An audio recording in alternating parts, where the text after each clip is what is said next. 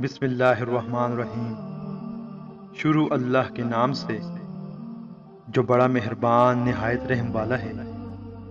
تو دوستو، امید کرتا ہوں آپ سب خیریت سے ہوں گے۔ آج نئے واقعے کے ساتھ آپ کی خدمت میں حاضر ہیں۔ آج کے واقعے کا عنوان ہے حجر اسود کا تاریخی واقعہ۔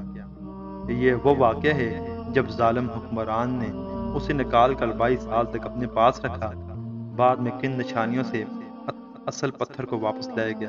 تو دوستو، اس ویڈیو کو آخر تک ضرور دیکھیں اور اپنے دوستوں اور رشتہ داروں کے ساتھ ضرور شیئر کریں۔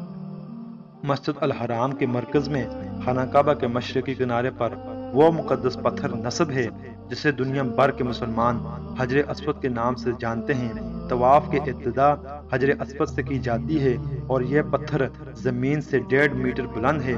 حجر اسود کے متعلق تاریخی روایات یہی ہیں کہ حجر اسود یاقوت کا وہ پتھر ہے جسے جنت سے اتارا گیا اور اسے جبل ابو قبیس میں رکھا گیا، اور اس پتھر کو حضرت ابراہیم علیہ السلام نے کعبہ کی بنیادیں اٹھاتے وقت خانہ کعبہ کی زینت بنایا، اور اس کے بعد یہ خانہ کعبہ کا ایک جزو قرار پایا۔ حجر اسود سے متعلق سعودی گزر نے معلومات فراہم کرتے ہوئے بتایا ہے کہ یہ صرف ایک پتھر نہیں بلکہ یہ 8 چھوٹے ٹکڑوں سے مل کر بنا ہے، جن میں سب سے بڑے کی جسامت ایک کھجور کے برابر ہے۔ حجر اسود سے متعلق سعودی گزر کی معلومات تو آپ جان ہی چکے ہیں، تاہم یہ جان کر آپ حیران رہ جائیں گے کہ حجر اسود نہ تو پانی میں ڈوبتا ہے اور نہ ہی اس پر آگ کا کچھ اثر ہوتا ہے۔ اس حوالے سے تاریخ میں ایک واقعہ درج ہے کہ 7 ذو الحجہ سن 317 ہجری کو بحرین کے ایک حاکم ابو طاہر سلیمان کرامتی نے مکہ معظمہ پر قبضہ کر لیا۔ خوف و ہراس کا یہ عالم تھا کہ اس سال سن 317 ہجری کو حج بیت اللہ موقوف ہو گیا، کوئی بھی شخص عرفات نہ جا سکا۔ ان اللہ و انا الیہ راجعون۔ یہ اسلام میں پہلا موقع تھا کہ کوئی بھی مسلمان حج نہ کر سکا تھا۔ اسی ابو طاہر کرامتی نے حجر اسود کو خانہ کعبہ سے نکالا اور اپنے ساتھ بحرین لے گیا۔ پھر بنو عباس کا خلیفہ مقتدر باللہ نے ابو طاہر کرامتی کے ساتھ فیصلہ کیا اور 30,000 دینار دے دیے، تب حجر اسود خانہ کعبہ کو واپس کیا گیا۔ یہ واپسی سن 339 ہجری کو ہوئی، گویا کہ 22 سال تک خانہ کعبہ حجر اسود سے خالی رہا۔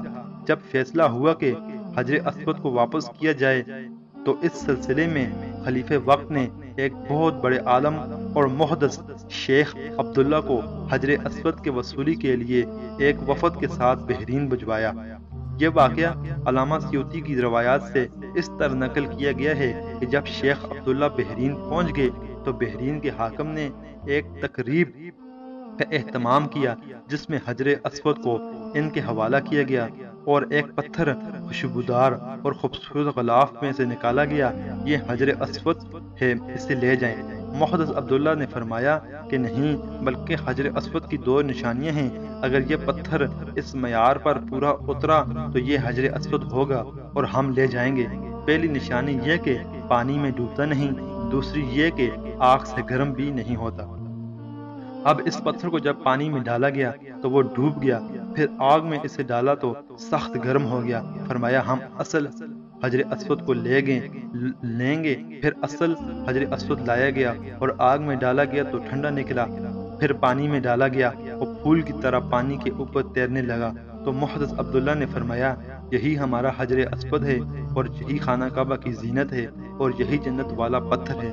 یہ سب دیکھ کر ابو طاہر سلیمان کرامتی نے بڑے تعجب سے محدث عبداللہ سے پوچھا کہ آپ کو یہ باتیں کہاں سے معلوم ہوئی؟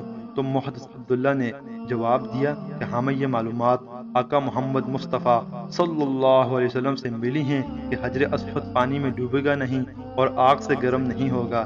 اس کے بعد جب قافلہ واپس مکہ کی طرف روانہ ہوا تو حجر اسود کو ایک کمزور اونٹنی پر رکھا گیا جس نے تیز رفتاری سے اسے خانہ کعبہ تک پہنچا دیا۔ حجر اسود کی وجہ سے اس اونٹنی میں زبردست طاقت آ گئی تھی، کیونکہ حجر اسود اپنے مرکز بیت اللہ کی طرف واپس جا رہا تھا۔ کہا جاتا ہے کہ جب حجر اسود کو بیت اللہ سے نکال کر بحرین لایا جا رہا تھا تو جس اونٹ پر بھی رکھا جاتا وہ کچھ فاصلہ کے بعد مر جاتا، حتیٰ کہ بحرین پہنچتے تک 40 اونٹ مر گئے تھے۔ یہ واقعہ تاریخ کی مستند کتابات میں موجود ہے، اللہ تعالیٰ نے جب حجر اسود جنت سے اتارا تو یہ دودھ سے بھی سفید تھا، اور اولاد آدم کی خطاؤں اور گناہوں نے اس سے سیاہ کر دیا۔ اور روز قیامت حجر اسود آئے گا تو اس کی دو آنکھیں ہوں گی، اور اس سے دیکھے گا، اور زبان ہوگی جس سے وہ بولے گا، اور جس نے بھی اس کے حق کے ساتھ استلام کیا اس کی گواہی دے گا۔ اور اسے چھونا یا اس کا بوسہ لینا یا اس کی طرف اشارہ کرنے سے طواف کی ابتدا ہوتی ہے، چاہے وہ طواف حج کا ہو یا عمرے کا ہو یا نفلی۔ نبی اکرم صلی اللہ علیہ وسلم نے بھی حجر اسود کا بوسہ لیا تھا، اور ان کے اتباع میں امت محمدیہ بھی اس کا بوسہ لیتی ہے۔ اگر بوسہ نہ لیا جا سکے تو اسے ہاتھ یا کسی چیز سے چھو کر اس سے چوما جائے، اور اگر اس سے بھی عاجز نہ ہو تو اپنے ہاتھ سے اشارہ کرے اور اللہ اکبر کہے، اور حجر اسود کو چھونے سے گناہ معاف ہو جاتے ہیں۔ ایک بار حضرت عمر رضی اللہ تعالی عنہ حجر اسود کے قریب تشریف لائے اور بوسہ لیا، پھر اسے مخاطب کر کے فرمانے لگے کہ مجھے یہ معلوم ہے کہ تو ایک پتھر ہے، نہ تو نفع دے سکتا ہے اور نہ ہی نقصان پہنچا سکتا ہے۔ اگر میں نے نبی اکرم صلی اللہ علیہ وسلم کو تیرا بوسہ لیتے نہ دیکھا ہوتا تو میں بھی تیرا بوسہ نہ لیتا۔ صحیح بخاری حدیث نمبر 1250، صحیح مسلم حدیث نمبر 1720۔ جزاک اللہ۔